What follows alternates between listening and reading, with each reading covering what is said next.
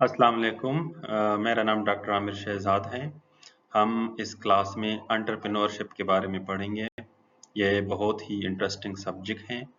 तो आइए आगे चलते हैं।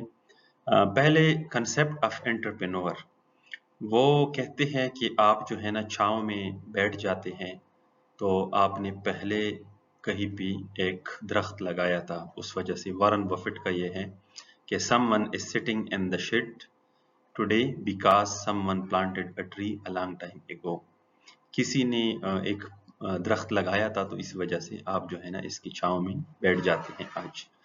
तो फ्रेंच का वर्ड्स है एंट्री एंड प्रेंडे। तो इसका मतलब है कि टू अंडरटेक रिस्क, मतलब है कि आपने कुछ जो है ना रिस्क लेना है। तो एंटरप्रेन्योरशिप जो है वो कहते हैं कि एक शख्स एक चीज़ खरीदता है जिसकी कीमत जो है उसको पता होता है, लेकिन वो वही चीज़ बेचता है जिसकी बेचने की कीमत अनसर्टेन गैर मुतय्यन हो। तो ये रिचर्ड कैंटलैन का कॉल है। The person who start a new business और does someone business in a new manner. तो ये भी एक है कि अगर आप जो है ना या न्यू बिजनेस स्टार्ट करते हैं या एक बिजनेस को नए तरीके से जो है ना वो आप स्टार्ट करते हैं। तो non fixed income earner who pay known cost for productions but earn uncertain income to in unknown demand for their product. तो ये असल में डिफरेंट एंगल से जो है एंटरप्रेन्योरशिप को बताया गया है। Entrepreneurship is the process of creating something new with value by devoting the necessary time and effort, assuming the accompanying financial, psyche, and social risk, and receiving the resulting reward of monetary and personal satisfaction and independence। तो ये definitions हैं कि ये एक process है जिसमें हम जो है वैल्यू क्रिएट करते हैं किसी प्रोडक्ट की, किसी सर्विस की, किसी जो है सिस्टम्स की। जो वैल्यू जो है हम कस्टमर को देते हैं तो उसमें हमें फाइनेंशियल, साइकोलॉजिकल या सोशल रिस्क जो है वो भी होता है, और मनीटरी टर्म्स में हम जो है उससे उसकी वैल्यू रिसीव करते हैं। तो मतलब है कि बेसिकली हम एक ऑफर देते हैं और उस ऑफर के बदले में हम वैल्यू जो है वो डिमांड करते हैं।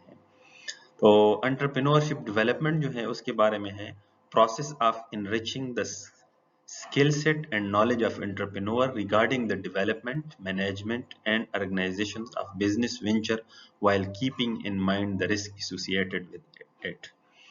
तो रिस्क लेकर हम जो है बिजनेस के management, development, entrepreneur skill sets, ये जो है एंटरप्रेन्योरशिप डेवलपमेंट हवाले से हैं। तो एक जो है एंटरप्रेन्योर है, एक जो है इंट्राप्रेन्योर है। तो entrepreneur basically an employee who is task with developing an innovative idea within a company. तो एंटरप्रेन्योर जो है वो तो अपना बिजनेस स्टार्ट करते हैं नई तरीके से या न्यू प्रोडक्ट से या न्यू सर्विसेज से। और एंटरप्रेन्योर जो है वो बेसिकली एक एम्प्लॉय होता है जो कंपनी में न्यू आइडिया के ऊपर काम करता है। और इसका रिस्क वर्सेस रिवार्ड जो है ना इसमें डिफरेंस है। तो difference between entrepreneur and intrapreneur, ये दो चीजें हैं बेसिक फॉर कंपैरिजंस।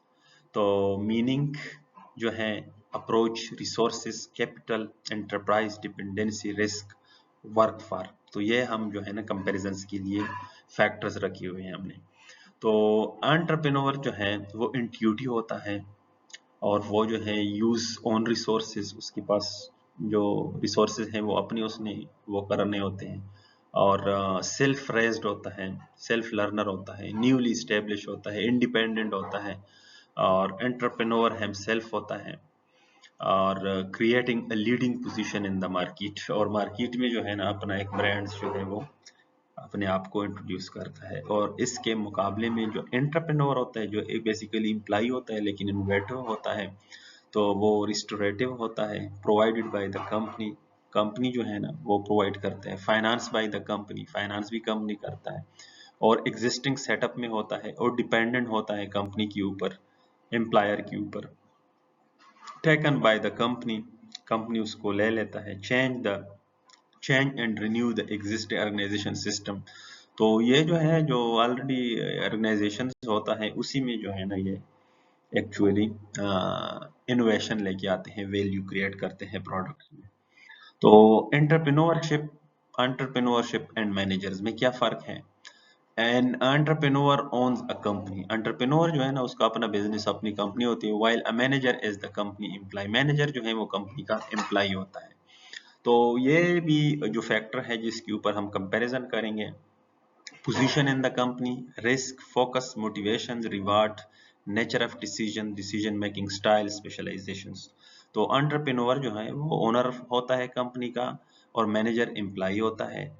और एंटरप्रेन्योर रिस्क, फाइनेंशियल रिस्क जो है वो खुद लेता है, और जो एंटरप्रेन्योर होता है वो कंपनी के ऊपर ही उसका रिस्क होता है। फोकस जो है एंटरप्रेन्योर का starting the business and expanding the company, वो शुरू भी करता है और एक्सपेंड करता है। और जो मैनेजर होता है वो daily smooth functioning of the company, वो डे टू डे चीजें मैनेज करता है, अचीवमेंट ऑफ द कंपनी, और their motivation come from the power that come within the positions. तो ये मैनेजर प्रमोशंस के पीछे भागता है और एंटरप्रेन्योर जो है वो अचीवमेंट ओरिएंटेड होता है। प्रॉफिट मिलता है एंटरप्रेन्योर को और मैनेजर को तनख्वाह मिलती है।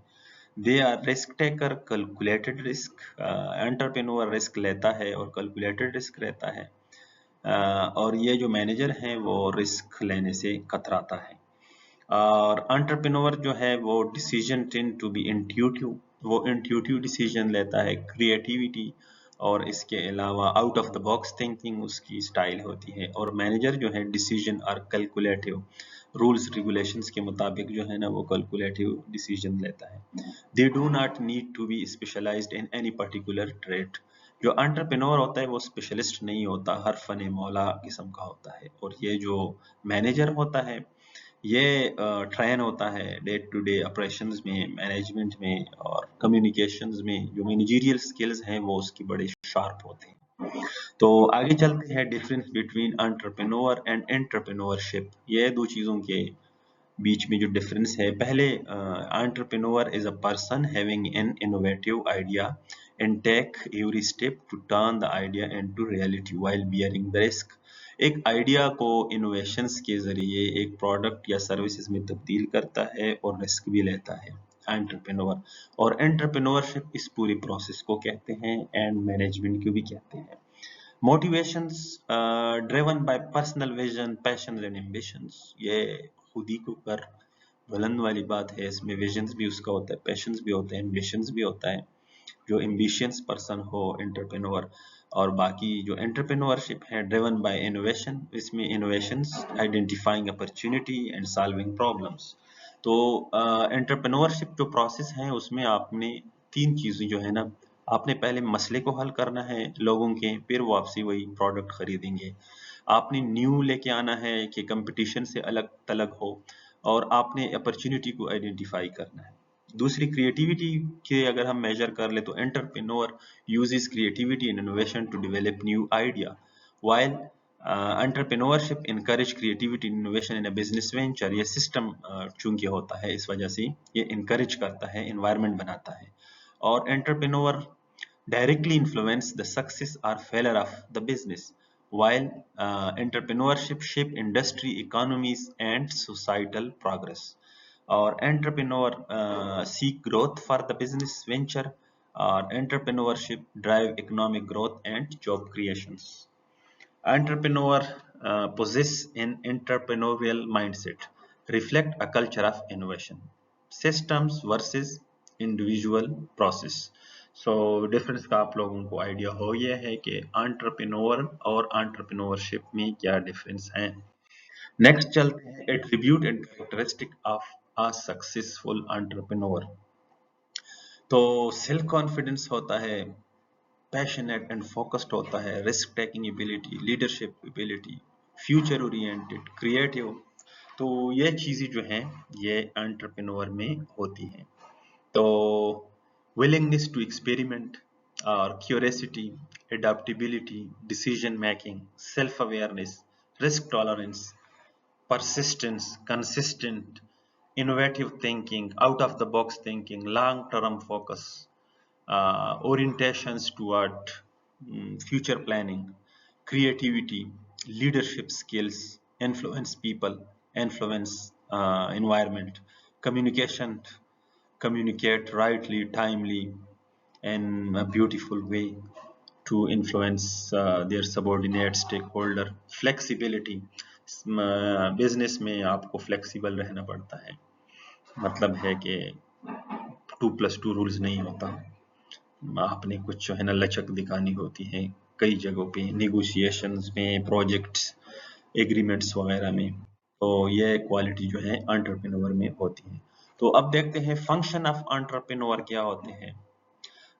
सबसे पहले आइडिया जनरेशंस कि आपने कौन सा बिजनेस सर्विस प्रोवाइड करनी है, कौन सी जो है ना तरीके से आपने लोगों के मसले हल करके उनकी जेबों से पैसे निकलवाने हैं। दूसरा बिजनेस ऑब्जेक्टिव क्या है, आप ये बिजनेस स्टार्ट कर रहे हैं, आया आप प्रॉफिट कमाएंगे, आप लोगों को फायदा देंगे, आप कौन सा मसला हल करेंगे, आप सर्विस प्रोवाइड करेंगे, आप कौन से इंडस्ट्री में काम करेंगे, आपका लॉन्ग टर्म विजन क्या है, आपका मिशन क्या है, आपकी ऑब्जेक्टिव क्या है, और जो आप काम करेंगे इसकी फाइनेंसिंग कहाँ से आएंगे, कितने पैसे लगेंगे, बजटिंग, फॉरकास्टिंग वगैरह।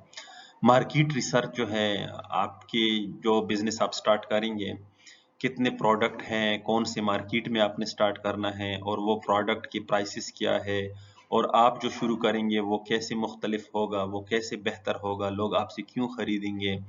मैन पावर रिक्रूटमेंट जो आप बनाएंगे, प्रोवाइड करेंगे, इसमें कितने लोग लगेंगे, वो कहाँ से आएंगे, उनको आप कितनी सैलरी देंगे, वो कैसे आप रिक्रूट करेंगे, उसकी स्पेशलाइजेशन कैसी होगी। Procurement of raw material and machinery, तो उसके लिए आपको जो प्रोडक्ट आप बनाएंगे या सर्विस प्रोवाइड करेंगे तो उसमें कौन सी मशीनरी लगेगी, रॉ मटेरियल क्या लगेगा, मशीनरी कहाँ से आएगी, कैसे आएगी, और टाइम क्या होगा, और प्रोसेस जो है वो कैसे आप हैंडल करेंगे, तो उसकी प्रोक्योरमेंट जो है ना उस पर कितना टाइम लगेगा, डे टू डे प्रोक्योरमेंट का क्या प्रोसेस है। ओनरशिप डिटर्मिनेशंस, आप जो बिजनेस स्टार्ट करेंगे कितने इसमें ओनर होंगे, पार्टनरशिप होगी, सिंगल ओनर होगा, या कारपोरेट सेक्टर होगा, या जो है ना आप कैसे इसका स्टार्ट लेंगे। प्रोजेक्ट इम्प्लीमेंटेशंस का जो है ना वो भी आपने देखना होगा कि प्रोजेक्ट कब, कैसे और कहाँ से इम्प्लीमेंट करेंगे। तो यह फंक्शन ऑफ एंटरप्रेन्योर है। आगे हम देखते हैं classification of entrepreneur according to the type of business, कि अगर हम देख ले कि एंटरप्रेन्योर कितने टाइप के हो सकते हैं, business entrepreneur, trading entrepreneur, industrial entrepreneur, corporate entrepreneur, agricultural entrepreneur. ये हमने बिजनेस के टाइप्स के हवाले से 5 डिविजन्स की हैं। और दूसरे देखते हैं according to the technology use, technical entrepreneur, non technical entrepreneur, professional entrepreneur. और तीसरी कैटेगरी हम देखते हैं according to the entrepreneur and motivations, pure entrepreneur, induced entrepreneur, motivated entrepreneur, spontaneous entrepreneur. ये कुछ साइकोलॉजिकल एंड मोटिवेशनल जो है ना क्लासिफिकेशन हैं। और according to the growth and entrepreneur, growth के हवाले से एक ग्रोथ एंटरप्रेन्योर है, एक सुपर ग्रोथ एंटरप्रेन्योरशिप है।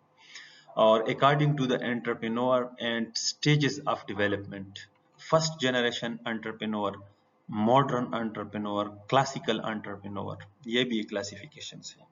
तो अभी हम देखते हैं रोल ऑफ एंटरप्रेन्योर इन, ये इंडियन इकोनॉमी है तो हम पाकिस्तानी इकोनॉमी भी देखते हैं, क्योंकि इंडियन मार्केट बहुत बड़ा है और पाकिस्तान का जो है ना वो छोटा है, लेकिन हम कंपैरिजन कर सकते हैं। Identify business opportunity, provide value for economic resources, increase standard of living of people, provide employment opportunity, increase national income of the country, increase economic growth, help for technological transformations, increase export of the country, regional development। तो Indian में अगर आप देख ले तो pharmaceutical और software उनकी industry बहुत टॉप पे जा रही है, काफ़ी सारे एंटरप्रेन्योर इस एरिया में उन्होंने क्रिएट की, और पाकिस्तान में भी जो सॉफ्टवेयर इंडस्ट्री है वो जो है ना डेवलप हो सकती हैं। टूरिज्म इंडस्ट्री में आप चेक कर सकते हैं। इसके अलावा सोशल मीडिया मार्केटिंग जो है, मार्केटिंग का टोटली जो इंडस्ट्री है उसी में बहुत सारे एंटरप्रेन्योरशिप्स की अपॉर्चुनिटी अवेलेबल है। तो आप जो है ना खुद आइडिया देख लें, जिसमें ये जो हमारी इकानमी है उसी में देख लें कि बिजनेस अपॉर्चुनिटी कौन सी हो सकती हैं, इकोनॉमिक रिसोर्सेज के हवाले से, लिविंग ऑफ पीपल स्टैंडर्ड जो हैं, और एम्प्लॉयमेंट अपॉर्चुनिटी और नेशनल इनकम कंट्री के हवाले से, इन ग्रोथ के हवाले से, टेक्नोलॉजी ट्रांसफॉर्मेशंस के हवाले से। तो ये सारे पॉइंट्स देख के आप जो है ना कमेंट सेक्शन में सजेस्ट कर लें कोई business opportunity. Developing entrepreneurial cultures, तो हम जो है एक कल्चर को कैसे डेवलप कर सकते हैं। Develop a clear method for submitting new idea and taking actions. Cohort university में भी देखा होगा कि बिजनेस इंक्यूबेशन सेंटर है जो HEC की तरफ से और KP गवर्नमेंट की तरफ से इनिशिएटिव लिया गया है। कितना सक्सेसफुल है वो आप बता दें कमेंट सेक्शंस में। कुछ लर्निंग की है किसी ने, कुछ अपॉर्चुनिटी या कुछ बिजनेस सक्सेसफुल है पिछले कुछ सालों से ये चल रहे हैं इंक्यूबेशन सेंटर। तो develop a clear method for submitting new idea and taking actions, give positive feedback to all idea, allow failures, uh, reward innovations that help the bottom line, give your employee autonomy। तो ये organisations में जो entrepreneurial culture है वो development के हवाले से कुछ चीज़ें बताई गई हैं। तो आगे जो है ना इंशाल्लाह हम नेक्स्ट लेक्चर में कवर करेंगे। तो आप लोग जो हैं कमेंट सेक्शंस में अपने रोल नंबर और क्वेश्चंस और इसके अलावा सजेशंस जो हैं वो आप शेयर कर सकते हैं। Thank you for watching.